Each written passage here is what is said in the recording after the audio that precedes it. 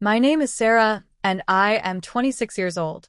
I still remember the sound my spine made when it hit those concrete steps.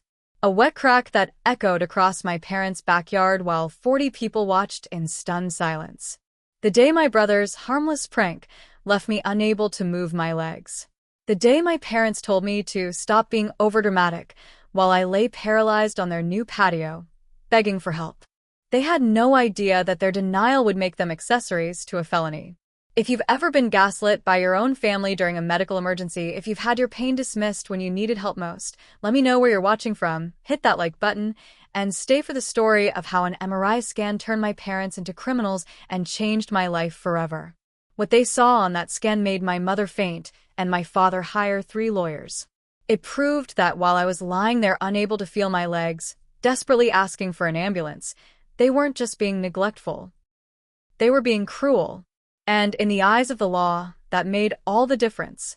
Growing up in the Patterson household was like performing in a play where I never learned my lines. Our family appeared perfect from the outside. A beautiful colonial home in suburban Ohio, a father who was a corporate executive at a Fortune 500 company, a mother who was the top real estate agent in our county, and 2 children who were supposed to be the crown jewels of their carefully constructed image. But appearances can be deceiving. My father, Richard Patterson, was a man who believed that emotions were weaknesses and problems were solved by pretending they didn't exist. He had built his entire identity around control and appearances.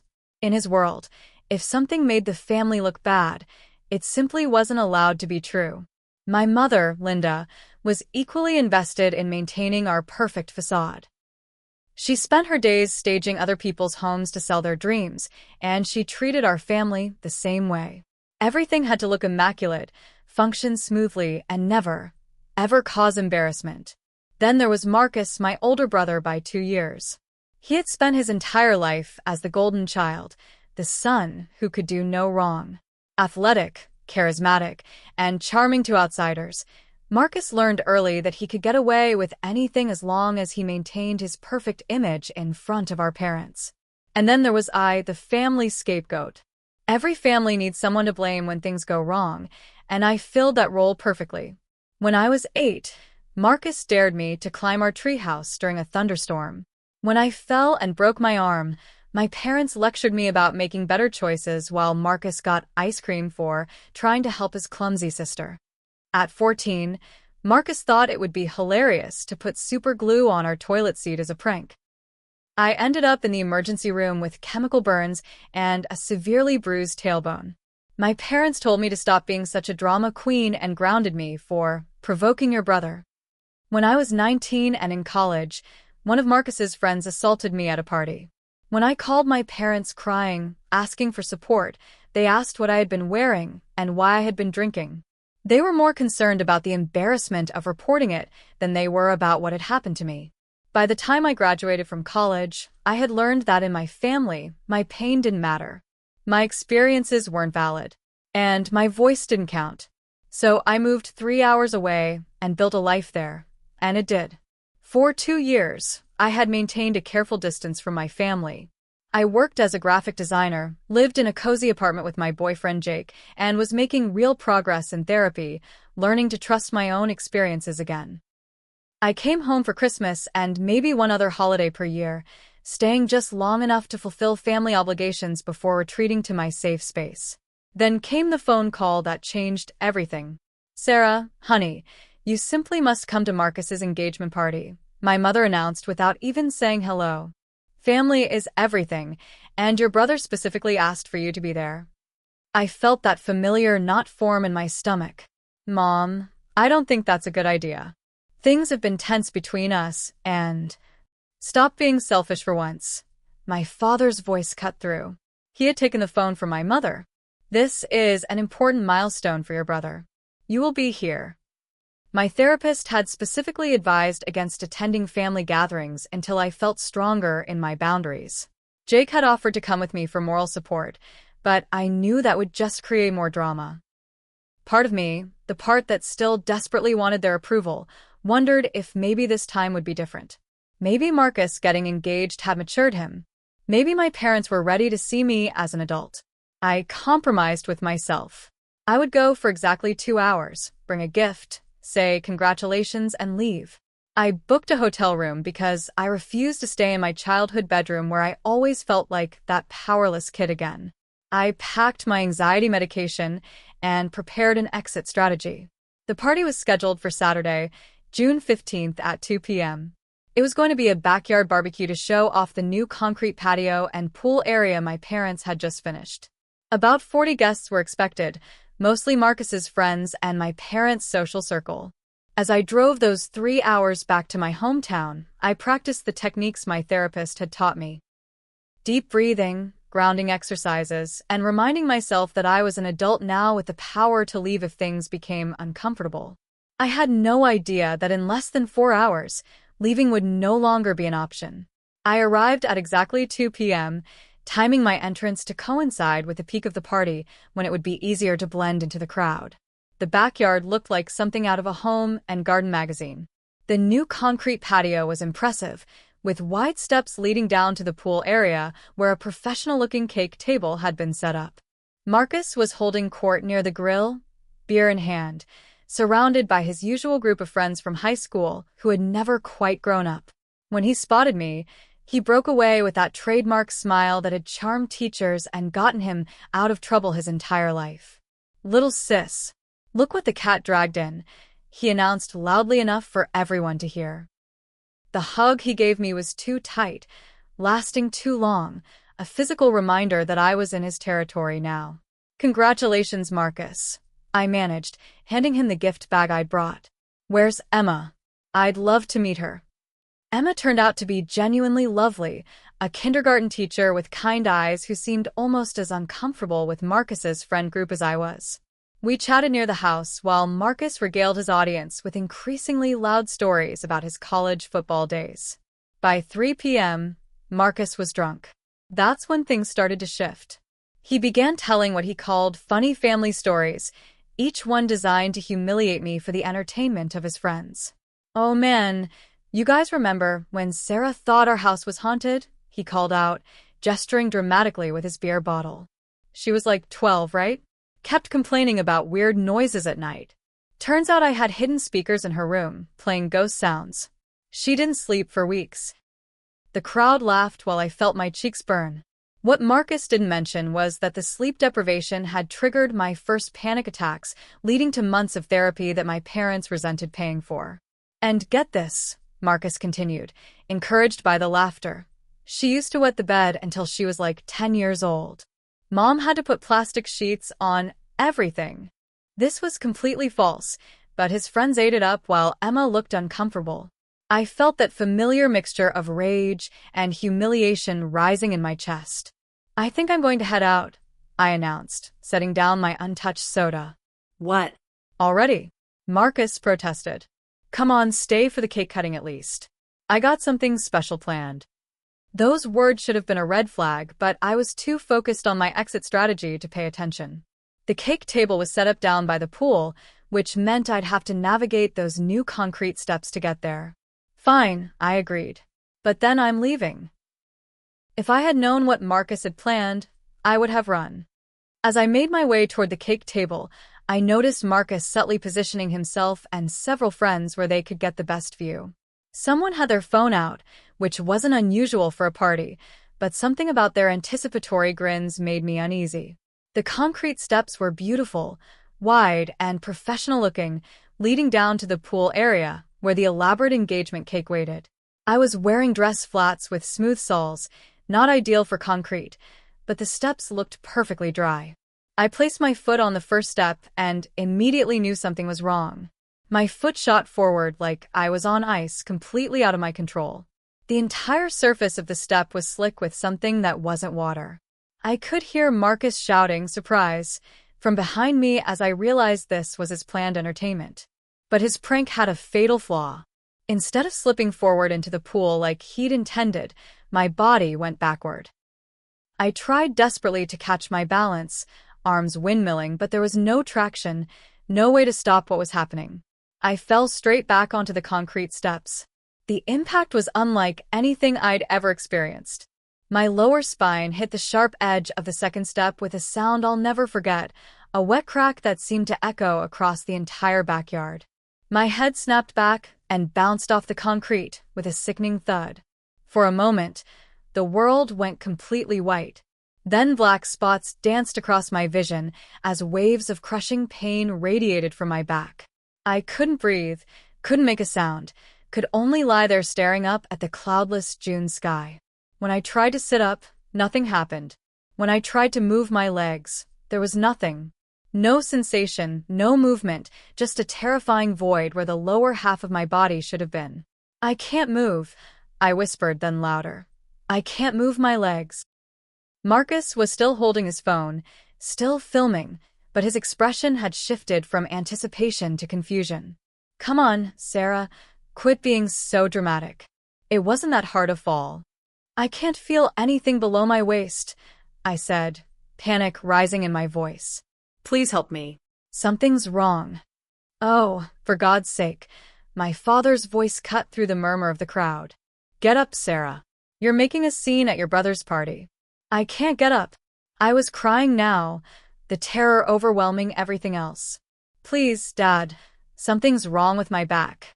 I need an ambulance." My mother appeared at his side, her face flushed with embarrassment rather than concern. "Sarah Elizabeth Patterson, that is enough. People are staring." 10 minutes passed. Then 15. I lay there begging for help while my family told me to stop being dramatic. Thank God for Emma's Aunt Linda. I had been lying on those concrete steps for almost 20 minutes, unable to move, while my family alternately ignored me and scolded me for causing a scene. The other party guests were growing increasingly uncomfortable, some starting to leave, but no one wanted to contradict my parents in their own home. Then Linda pushed through the crowd like a force of nature. "Everyone step back, now," she commanded with the authority of someone used to being obeyed. Linda was a retired paramedic who had spent 30 years responding to emergencies, and she recognized one when she saw it. She knelt beside me, her hands immediately going to my wrist to check my pulse. "Hi, sweetheart, I'm Linda. I'm going to help you, okay? Can you tell me what happened?" Through my tears, I explained about slipping on the steps, hitting my back, and the complete loss of sensation in my legs. Linda's expression remained calm, but I could see the concern in her eyes as she gently tested my reflexes. "Can you feel this?" she asked, touching various points on my legs with a pen. "Nothing." "Can you wiggle your toes for me?"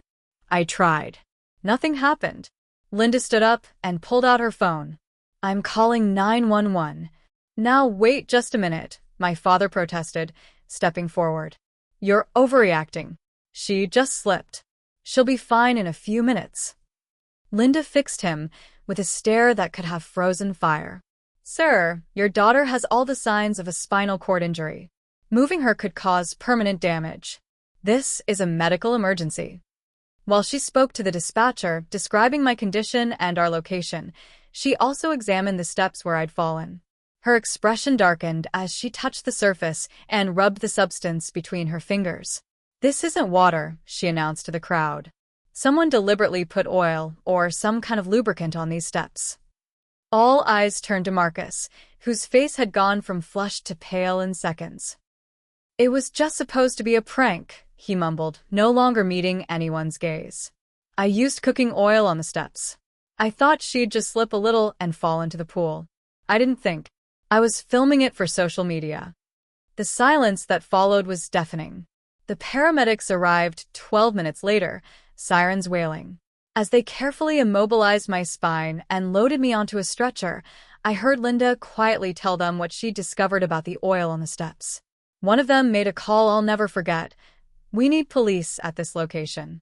The next few hours passed in a blur of sirens, bright lights, and controlled chaos. The trauma team at Cleveland General was waiting when we arrived, and I was rushed immediately into imaging. The CT scan came first, then an MRI that seemed to take forever. I lay perfectly still, listening to the machine's rhythmic banging while trying not to think about what they might find. Dr. Rodriguez, the neurosurgeon, had kind eyes but a serious demeanor that told me this was as bad as I feared. When he showed me the MRI results, my world collapsed completely. "Sarah, you have fractures in your T12 and L1 vertebrae," he explained, pointing to the images on his tablet. "The bone fragments have severely compressed your spinal cord. We need to operate immediately to remove the debris and stabilize your spine with rods and screws." "Will I walk again?"